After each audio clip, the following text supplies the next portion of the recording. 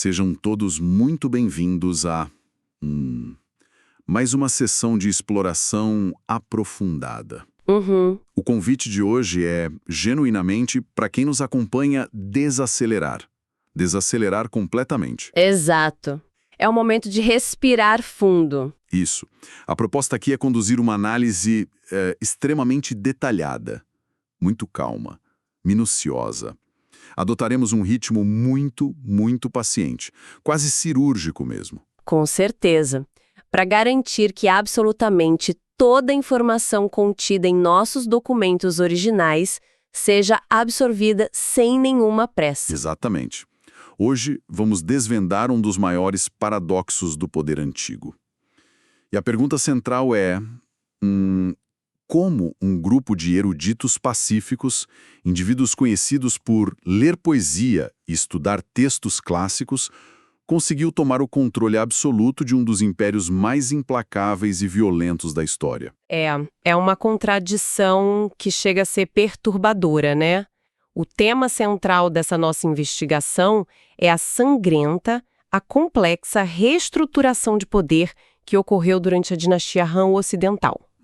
O foco recairá com total precisão e muita calma sobre as gestões dos imperadores Wu, Zhao, Xuan e Yuan. Perfeito. Ao investigar esses registros linha por linha, fica evidente que a ascensão dessa nova elite burocrática, os oficiais conhecidos como Hu, Os grandes especialistas nos 5 clássicos, certo? isso, essa ascensão não foi de forma alguma um triunfo das ideias pacíficas. Na verdade, eles ocuparam um vácuo de poder. Um vácuo deixado pela extinção brutal, extremamente violenta e sanguinária das antigas famílias poderosas. Certo, então vamos desempacotar isso com muita calma. Porque a narrativa oficial muitas vezes esconde o sangue sob o tapete. E como esconde? O que choca logo de cara ao analisar as fontes originais é que toda essa colossal transformação estrutural começa de uma forma brutal, extrema. Não estamos falando de debates educados em salões palacianos com chá. Longe disso. Estamos lidando com imperadores gravemente doentes, com um escândalo obscuro e terrível de bruxaria, envenenamentos cruéis, mortes extremamente violentas, muito sangue derramado, e homens da alta realeza que lutavam contra feras selvagens com as próprias mãos. O cenário é denso, é sombrio. E os registros não poupam detalhes explícitos de violência, de assassinatos brutais. Vamos recuar no tempo com bastante paciência. Vamos lá. Ano de 91 antes de nossa era. O império está literalmente à beira do colapso. O velho imperador Wu encontra-se idoso e sofre de uma doença muito grave. Uma instabilidade aguda. Exato. É nesse clima de terror e incerteza que o príncipe herdeiro chamado Liu Ju se envolve em um pavoroso escândalo de bruxaria. E as consequências, a punição para esse escândalo não tem qualquer tipo de clemência. Nenhuma. O resultado é impiedoso, uma carnificina. O príncipe Liu Ju encontra uma morte assustadoramente violenta. Seu sangue é derramado de forma cruel. É crucial. Pausarmos para entender o impacto dessa morte violenta na linha de sucessão. Com o herdeiro morto de forma tão brutal, tão sanguinária, o que acontece com a estrutura da família imperial? Fica em frangalhos. Quer dizer, quem sobrou para assumir esse império gigantesco? O banho de sangue em torno dessa sucessão exige que olhemos para os filhos do imperador Wu com muita calma.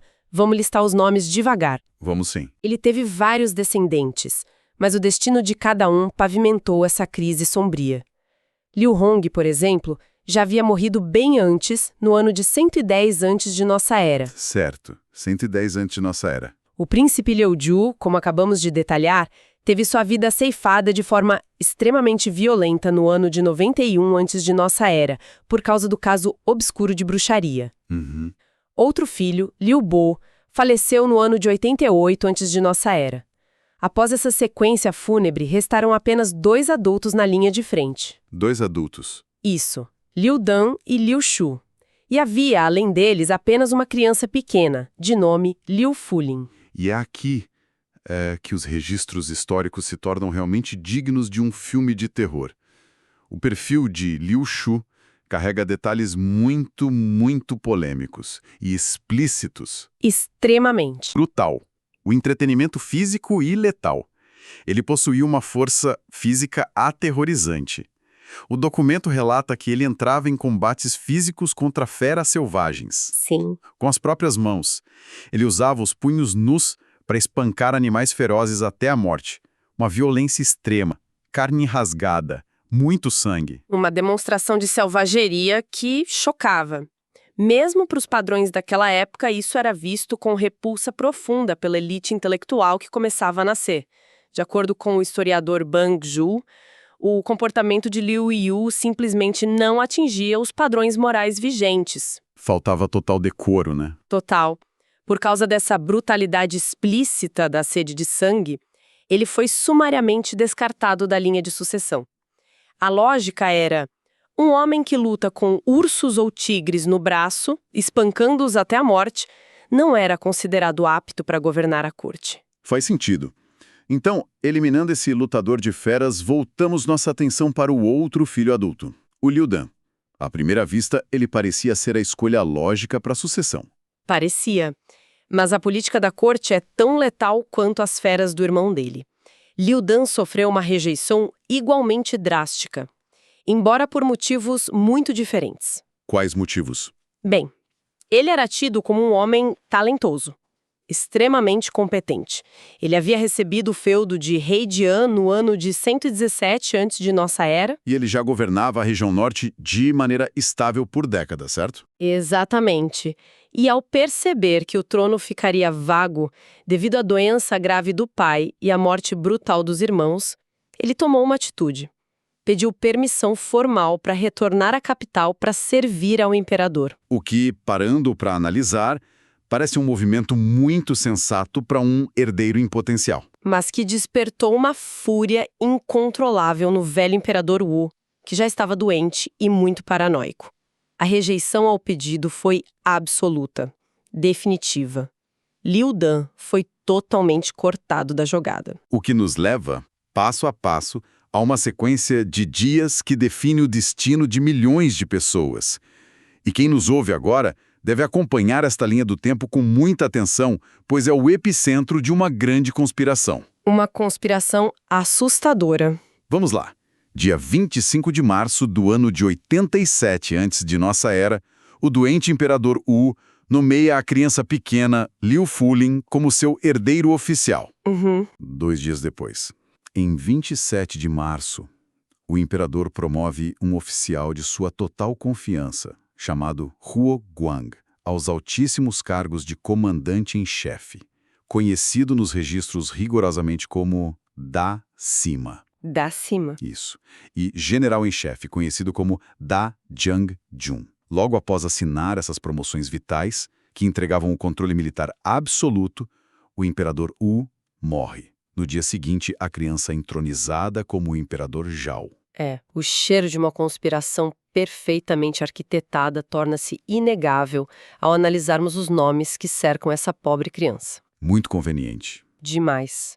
Huo Guang atua imediatamente como o regente principal, controlando todo o império pelas sombras. E ele não está sozinho nessa tomada de poder.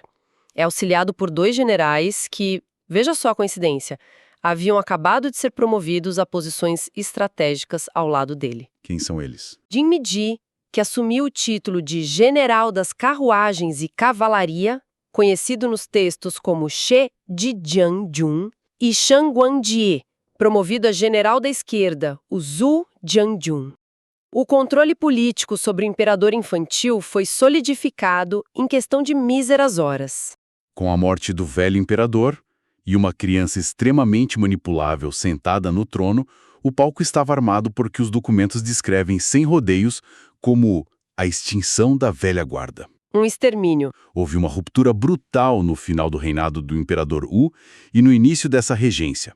As fileiras de oficiais de alto escalão foram absolutamente dizimadas. Não foi apenas uma transição burocrática de governo. Tratou-se de um verdadeiro massacre político. Sangue nos corredores. Exato, uma limpeza impiedosa da antiga elite. E a grande pergunta é: quem preenche esse enorme vácuo de poder deixado por todo esse sangue? Esse é o grande ponto de virada dessa matança estrutural. O espaço vazio permitiu a ascensão de oficiais oriundos de origens completamente obscuras, inimagináveis. Sim. A trajetória de Jin Midi é talvez a mais inacreditável de toda a dinastia. Ele não nasceu em berço de ouro, longe disso. Ele começou a sua vida como um membro da tribo Xiongnu, um povo nômade. Durante um violento conflito, ele foi capturado em batalha pelo exército Han. E a partir daí, os registros mostram que ele é levado para o palácio não como um convidado diplomático, mas como propriedade. Precisamente. Após a captura brutal, ele foi forçado a servir como um escravo oficial do governo.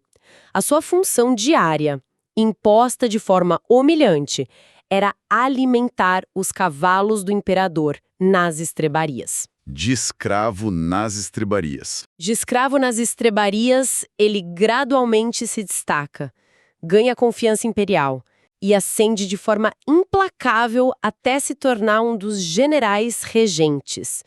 O sucesso e a consolidação do poder de Jimmy foram tão profundos que 5 de seus descendentes serviram consecutivamente no topo da burocracia, dominando o cenário desde o reinado do imperador Yuan até o reinado de Wang Mang.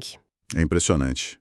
Ao olhar detalhadamente para os registros das últimas 5 décadas da dinastia Han Ocidental, a mudança estrutural é nítida. Famílias inteiras despontaram absolutamente do nada. Do nada? Vamos citar os dados com muita clareza. A família do oficial Shao Wangzi produziu 4 oficiais eminentes de alto escalão. A família Bing, tendo como referência principal a figura de Bing Ji, produziu 3 oficiais notáveis. A família Wang, a partir de Wang Ji, também produziu 3 oficiais. E a família Kong, referenciando o oficial Kong Bao, colocou 3 oficiais no topo. É fundamental ressaltar para quem nos ouve que todas essas famílias só alcançaram proeminência política no tempo dos imperadores Zhao e Yuan, nunca antes. E essa nova arquitetura de poder buscou se perpetuar a todo e qualquer custo. A linhagem descendente do próprio imperador Shun demonstra a continuidade feroz desse sistema. O filho dele, Wei Shuang Cheng, tornou-se chanceler sob o imperador Yuan. Certo. O poder então seguiu para o neto, Wei Anxi, que alcançou o formidável posto de um dos 9 ministros sob o imperador Sheng.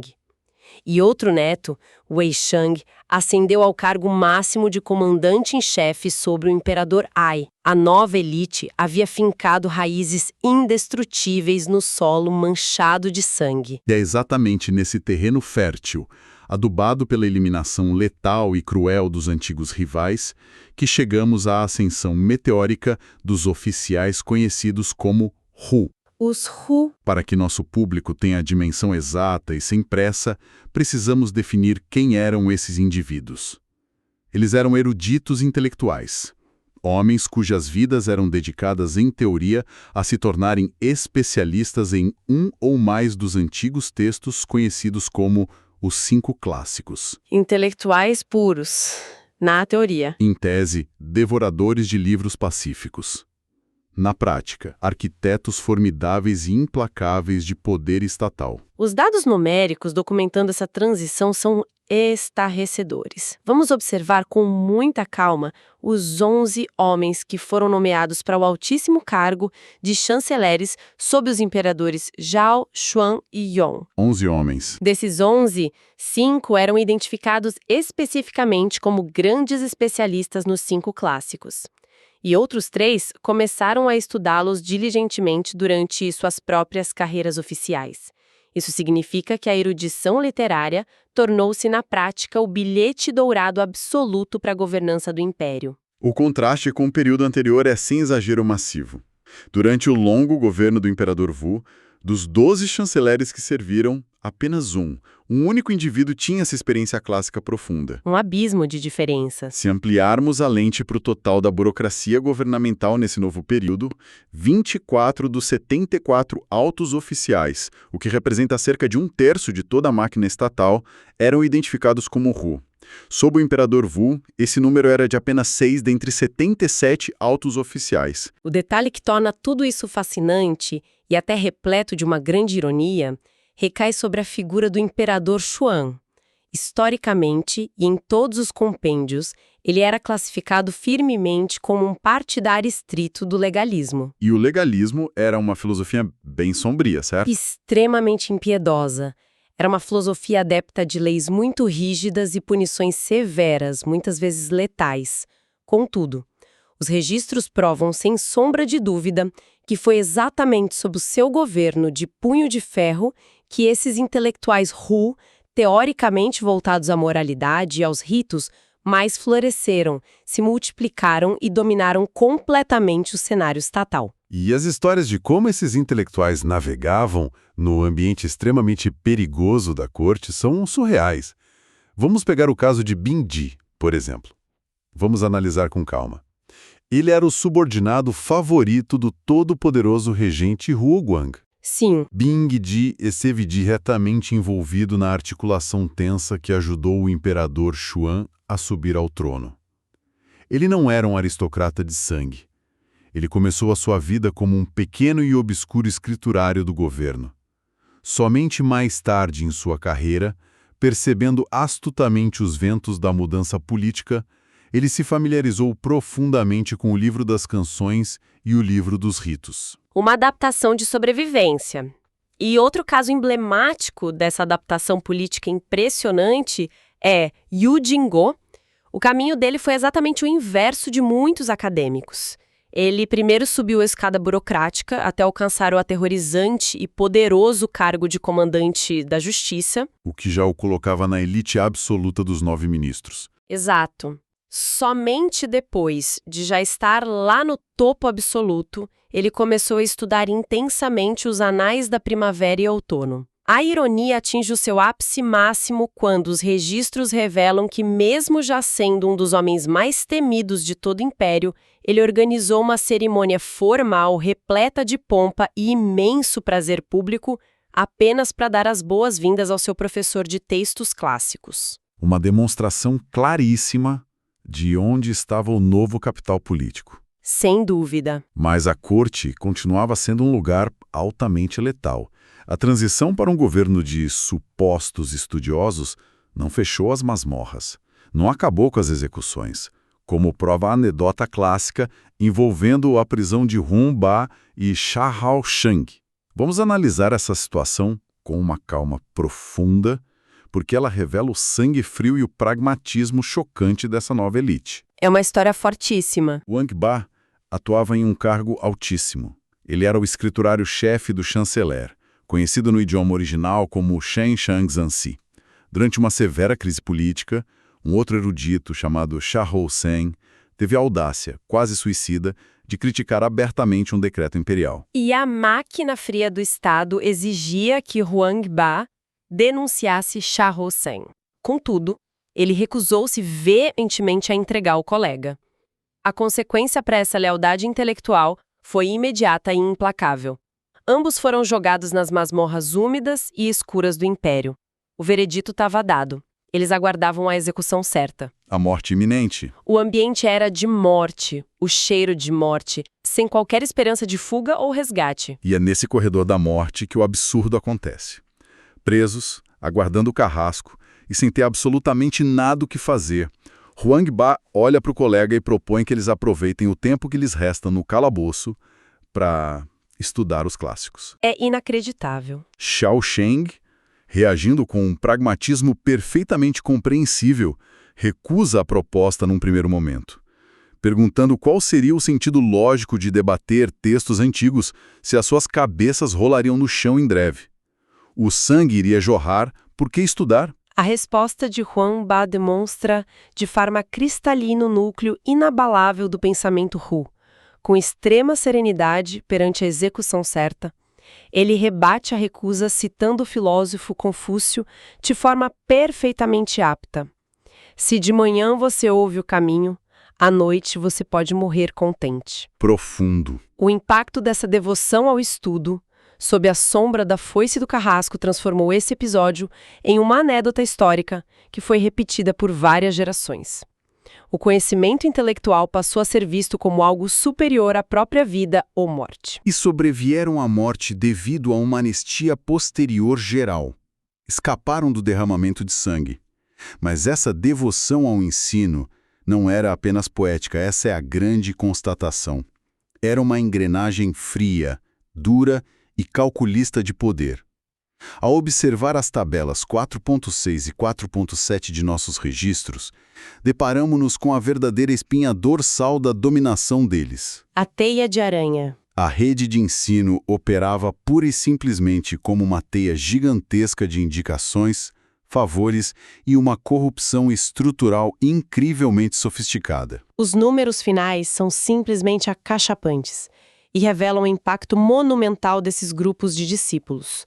Após o fim do reinado do imperador Yuan, 3 outros imperadores serviram à dinastia.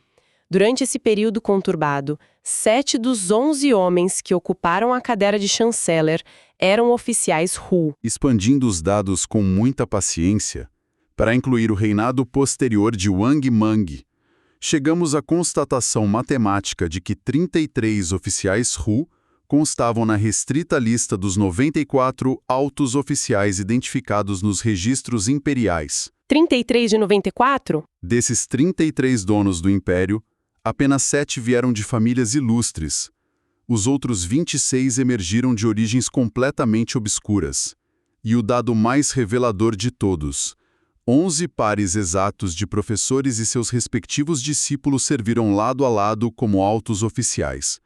O governo transformou-se em uma grande sala de aula corporativista, onde o nepotismo ditava todas as regras de poder. Vamos mapear cuidadosamente essa teia política através das genealogias documentadas nos textos, rastreando como o poder fluía diretamente do mestre para o aluno. O primeiro grande núcleo gira em torno do mestre Xiao Shichang. Ele não apenas ensinava, ele formava ativamente líderes políticos, sendo professor direto de 3 gigantes burocráticos, Hou Kang, Liang Qiuhe e Xiao Sheng. O grupo que se formou ao redor de Hou Kang é o exemplo perfeito do aparelhamento estatal. Vamos seguir a linha. Hou Kang tornou-se um dos 9 ministros no ano de 72 antes de nossa era. O seu discípulo dedicado, Xiao Wangji, que havia estudado arduamente com ele durante 10 longos anos, colheu os frutos dessa profunda lealdade. Sim. Alcançando exatamente o mesmo prestigiado cargo apenas 7 anos depois, a árvore continuou dando frutos, espalhando suas raízes. Outro discípulo de Hou Kang, chamado Quang Heng, conseguiu subir pela teia de influências até virar chanceler sob o imperador Yuan. E a linha sucessória de poder não parou por aí. O próprio Quang Heng teve um discípulo de nome Shi Dan, que não só se tornou um dos 9 ministros no ano de 14 antes de nossa era, como posteriormente alcançou o ápice absoluto da hierarquia militar e burocrática. Ele foi nomeado comandante em chefe, o cobiçado da cima, no ano de 7 antes de nossa era. Ou seja, o aluno do aluno do aluno chegou ao comando supremo. É uma passagem de bastão perfeita. Passamos agora para o segundo núcleo de poder, o grupo de Liang Qiuhe, que se estabeleceu como um renomado especialista no livro das mutações no ano de 59 antes de nossa era. O caminho para os altos cargos repete o mesmo padrão de apadrinhamento. Invariavelmente. O seu discípulo direto, Zhang Yu, ascendeu de forma imponente a chanceler no ano de 25 antes de nossa era. O discípulo desse chanceler, chamado Peng Shuan, não ficou para trás. Foi nomeado secretário-grande, cargo conhecido como Da Si-Kong, 11 anos mais tarde. Um segundo discípulo de Zhang Yu, de nome Dai Shong, também garantiu seu assento vitalício como um dos 9 ministros. E o terceiro núcleo centraliza-se no grupo de Zhou Kan. Começando como tutor júnior do príncipe herdeiro sob o reinado do imperador Xuan, ele ampliou sua influência ao se tornar superintendente da Casa Imperial no ano de 46 antes de nossa era. Puxando os fios dessa extensa rede, vemos seu discípulo, Xu Shang, ser regiamente recompensado com o cargo de tesoureiro privado no ano de 14 antes de nossa era. Para fechar o mapeamento exaustivo dessas facções de ensino, precisamos olhar para os discípulos de Ouyang Gao e Sui Meng, uma figura histórica também referida nos textos antigos como Gui. O sucesso de colocação dessa linhagem específica é monumental. Nada menos que 6 discípulos diretos da linhagem de Ouyang e 5 discípulos da linhagem de Gui atingiram posições fixas no seleto grupo dos 9 ministros. E os registros ainda fazem questão de mencionar expressamente o oficial Ping Dang, dentro da próspera genealogia de Ouyang. Adicionar mais uma camada interpretativa a essa estrutura de ensino nos permite ver a verdade nua, crua e sistemática. Não estávamos lidando com instituições puras promovendo o conhecimento puro e desinteressado. Operava ali, à luz do dia, uma gigantesca e implacável rede de favores e corporativismo estatal. Um clube fechado. Eles dominaram o palco político, indicando mútua, formal e pessoalmente todos os seus aliados acadêmicos para as vagas abertas. A cadeia de contratações documentada nesses relatórios é uma verdadeira obra-prima de aparelhamento político-burocrático. Vamos seguir o rastro exato das indicações cruzadas, o que é de deixar qualquer pessoa refletindo por muito tempo. Tudo começa quando Wei Shang, atuando na qualidade altíssima de grande secretário, recruta e contrata Shao Wangzi. Que na época era apenas um simples escriturário de condado. Exatamente. A semente do favor estava firmemente plantada ali. Posteriormente, quando o próprio Shao Wangzi subiu na vida e virou também grande secretário, ele garantiu o contrato de Xue Guangdi e fez questão absoluta de recomendar o amigo ao prestigioso título intelectual de erudito. Engrenagem de favores girava sem parar. O mesmo Shao Wangzi usou sua profunda influência para recomendar o seu velho colega de classe acadêmica, Kuang Heng, diretamente ao imperador Xuan. A indicação foi tão bem sucedida que, mais tarde, o imperador Yong selecionou Kuang Heng para ocupar o posto supremo de chanceler. E o que faz Kuang Heng ao chegar ao topo? Retribui ao grupo, indicando e recomendando avidamente Kong Kuang para o influente e cobiçado cargo de quadrado e reto, que era designado institucionalmente na época como Fans Heng. O ciclo de gratidão e poder estatal se retroalimenta continuamente. Kong Kuang, quando atingiu o elevado cargo de grande secretário sob o imperador Shang, usou o peso de sua caneta para recomendar oficialmente o nome de Shidan. Toda aquela extensa linhagem de alunos de Hao Kang que mencionamos antes subiu exatamente pelos degraus muito bem polidos do apadrinhamento político documentado nessas páginas. Uma das ramificações mais curiosas dessa teia de corrupção institucionalizada envolve o erudito que quase perdeu a cabeça na prisão, o Shao Seng. Após escapar da morte nas masmorras, ele utilizou os canais políticos sobreviventes da rede e pediu que Song Shou, cujo respeitável cargo era apoiador do leste ou Zuopinhe, emitisse uma recomendação formal e escrita em favor de seu ex-companheiro de cela, Huang Ba. E a justificativa burocrática para a recomendação foi que Huang Ba seria classificado sobre o cobiçado título oficial de virtuoso e bom, um termo conhecido rigorosamente como Xianlian.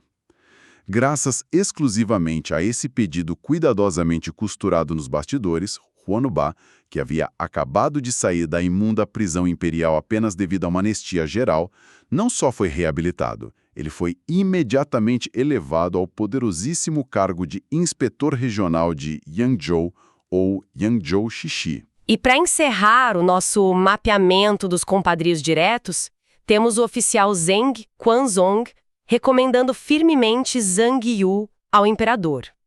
Zhang Yu, mantendo a tradição inquebrável da rede Hu, por sua vez garantiu com todas as forças que Peng Shuai fosse recomendado e efetivado no estratégico cargo de sustentador do Oeste, conhecido como Yu Fufang. Ao colocar esses fatos em perspectiva, é um contraste brutal quase bizarro quando comparamos essa nova geração corporativista implacável com os anos iniciais da dinastia. Ao avaliar os antigos Rus dos primórdios, citando nomes específicos e importantes como Shao Sun Tong, que ostentava o título de Grande Mestre de Cerimônias, e Dong Zhongshu, ministro do Estado de Lian, a diferença de atitude é simplesmente colossal. De fato, a diferença salta aos olhos. Ao contrário dessa nova máquina de indicações acadêmicas que se promovia alegre e sistematicamente de forma coordenada e quase fraternal, aqueles antigos Hu lutavam feroz e abertamente entre si. A competição era verdadeiramente predatória. Eles viam seus próprios colegas intelectuais como ameaças vivas e rivais mortais a serem eliminados. Cada um por si. Exato. Consequentemente, por não formarem alianças corporativas eficientes, eles falharam miseravelmente em deixar grandes herdeiros políticos encastelados no topo do governo, morrendo sozinhos, sem deixar um legado de poder estrutural duradouro. Diante disso, chegamos ao ponto de provar de forma matemática, nome por nome, o domínio absoluto dessa facção. Os registros detalhadamente catalogados nas tabelas 4.5, 4.3 e 4.4 revelam a lista completa da burocracia imperial. Ler pausadamente os nomes que comandaram essas épocas demonstra o tamanho monumental da Revolução Silenciosa. Peço que façamos uma pausa para absorver os dados sob a lupa cuidadosa da história. Vamos iniciar o registro irrefutável da mudança. Sob o impressionante e longo reinado de 50 anos do imperador Wu, a presença dessa elite erudita no topo era ínfima, quase irrelevante. Apenas 6 oficiais Hu conseguiram furar o bloqueio do alto escalão ao longo de meio século de governo. E os nomes deles são essenciais. São eles: Gongsun Hong, Zhao Wan, Wang Zhang, Ni Quan, Zhu Maisen e Kong Zhang. Apenas 6. Avançando cronologicamente para o curto reinado de 13 anos do imperador Zhao. Um período sombrio, profundamente marcado pela dura regência militar do general Hou Guan. O espaço para os intelectuais tornou-se quase inexistente nas cúpulas do poder. Durante toda essa fase restritiva, há apenas o registro solitário do oficial Jun Buyi. Um único nome. Mas a verdadeira explosão burocrática, o momento histórico em que a maré vira de forma assustadora e estrutural, ocorre ironicamente sob o reinado de 25 anos do imperador Xuan, o monarca que era teoricamente apegado às leis rígidas do legalismo. Sobre seu domínio implacável, 15 nomes cruciais são exaustivamente documentados, pavimentando a ocupação absoluta do Estado. E esses nomes, que estão gravados definitivamente nos pilares de controle do império, são Cai Yi, Wei Xiang, Xiao Housheng, Hou Kang, Liang Xiurei, Shao Wanzi, Ji Han, Zhang Shang, Han Yanshou, Shi Zheyan, Wei Xuancheng, Bing Ji, Huang Ba, Yu Jingguo e Feng Fengji. 15 intelectuais controlando diretamente os rumos de tudo sob as barbas de um imperador considerado legalista. O auge, a consolidação final do projeto de poder atinge sua forma plena sob o reinado subsequente de 16 anos do imperador Yuan. A teia intelectual cimenta o controle governamental total com a seguinte lista de eminentes oficiais listados nas matrizes de poder da época: Wei Xuancheng, Quang Heng, Shao Wangji, Zhou Xue Guangde, Yan Pengzu, Ouyang Ji, Wulu Chongzhong, Zheng Hong, Gong Yu, Feng Youwang, Zhao Xinshen e Liu Gensheng. E, para sermos totalmente exaustivos e não deixarmos nenhuma única engrenagem dessa formidável máquina de fora da nossa análise, devem ser citadas nominalmente as outras famílias poderosas mencionadas nas tabelas de registro. Famílias cujas imensas fortunas e existências políticas orbitavam, financiavam ou até mesmo colidiam com esse grande núcleo de poder letrado. Nomes de peso histórico. Sim, são eles: Chiang Qiqiu, Shang Guanje, Pindang, Yin Li, Yang Cheng, Han Qiqiu, Yin Wangui, Shen Wanyan e Huang Fu. Todos eles, fossem peões descartáveis ou grandes parceiros, atuaram ativamente no grande e ensanguinado tabuleiro do Estado Han. Ao consolidar o impacto monumental desse denso mergulho em dados seculares, o panorama que se descortina perante nós é revelador. Extremamente cru. A substituição definitiva da cúpula do governo não foi, nem de longe, uma vitória limpa de mérito civilizatório ou moral. Nem um pouco pacífica. A extinção cirúrgica e sistemática das velhas elites imperiais, através da violência extrema, do uso coordenado de envenenamentos fatais e de intrigas judiciais sangrentas, exemplificada perfeitamente pelo terrível e obscuro escândalo de bruxaria e pela desqualificação intencional de príncipes brutais que preferiam espancar feras com as próprias mãos a ler poesia, tudo isso não foi um mero acidente de percurso natural. De forma alguma.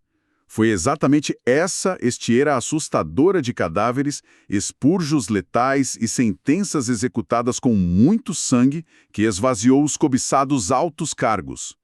E o profundo vácuo deixado por esse sangue derramado operou como o palco perfeito que permitiu a ascensão silenciosa, persistente e meteórica de burocratas intelectuais vindos de clãs menores e obscuros ou até, como vimos, das correntes da escravidão nas estrevarias. A conclusão lógica que se extrai de todo esse nosso levantamento minucioso desmonta muitos mitos idealizados.